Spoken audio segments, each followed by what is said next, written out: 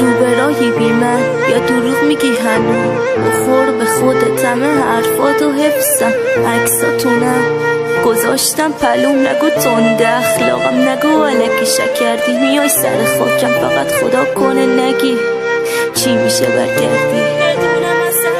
برو همون جایی که بدونم سر کردی باز منم رفت رو قلم حرفای ناگفته زدم وایسا ببین نگاهی کن پر شد بعد پشت سرم وجود تو وجودم یکی بودیم روحم قلبم گفتش بمون تو زندگیم بودش جز من یکی از حروم تو حرومش کن خدایا نونی که خوردش نمک شیکون نمک و خورد بی چشم و روح نکن ظلمه یه نگاه بنداز به قلبت چی بودی بات موندم نفهم گفت به همه پولی شده پیچید صداش توی سرم دلیل شکای منو جدول کن حل کنم اشته لعنتی دیدم دیگه این دلیل سرد شدنه صورت تو پاک نکنش بذار عرقت بریزه شم کن ای بیا برو الهی یا هم بگیره گرد تو یه آینه یه عروسک که پایینه یه موبند یه زنجیر یادگاری یا پاکیا ببین آتیش زدم تموم تو این جسد یه حلقه بود دست داشتم اونم خانومت پس را آتیشم نزن دیگه نرو بگو حقش بود دلمو شکوندی که بری بگی سهمش بود تو ندیدی چی کشیدم بعد تو تا برم دست بذار رو غیرتم تو حرفمو بلند بگه حقیقت اینه بدون رفتی تو مردی برام منو میپیچونی تا با رفیقم بری قرار بی معرفت بعد تو پر شد هر پشت سرم چقدر دیگه نادارم به دیوارم مش بزنم 100 بار بهت گفتم که رفتی دیگه بر نگرد هر بار دل کشتمش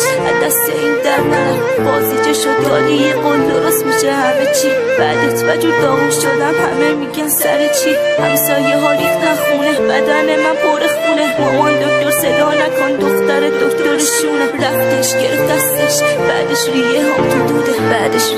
تو دوده شنیدم از صدای تو کنار تو دم داد بکش بیرون از تو مغزم این آخرین درخواسته بودم شاهد ماجرا تو اون خنده هاتون عکسای عاشقونه رو پروفایل بود دستاتون انکار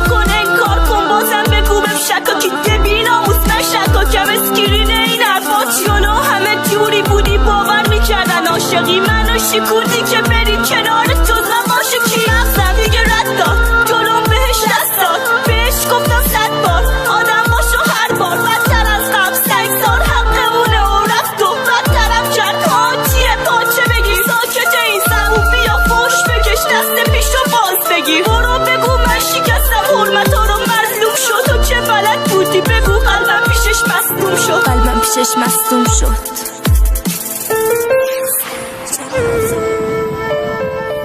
نسترن